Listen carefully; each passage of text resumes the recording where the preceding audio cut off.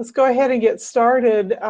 Thanks for showing up. And one of the goals today is to get people who want to learn more about running jobs on Comet to understand what's required to do that and get some tools to run jobs and understand the environment.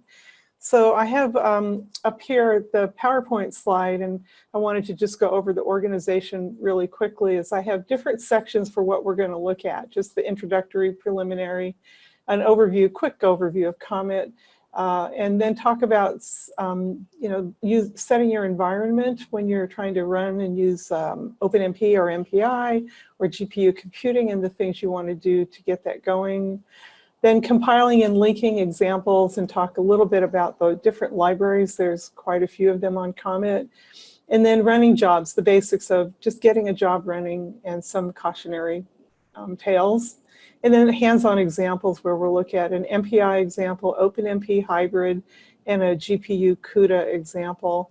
For the MPI, OpenMP, and the hybrid, it'll be just hello world. And one of my big things is when things go wrong, if you have a hello world example, that should always work.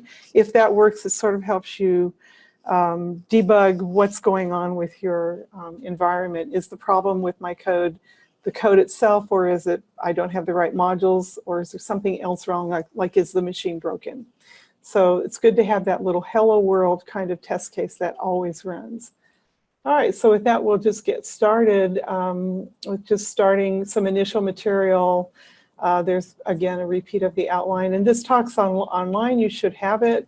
And also, I have an online repo for a related talk. It's material that was also presented last summer. So if you click on this link here, or I'll type in this link here, if you go to this web page here, this is a temporary link. I think they can only see the screen. Which, oh, can you guys see my presentation? Or are you seeing just the window for a terminal shell?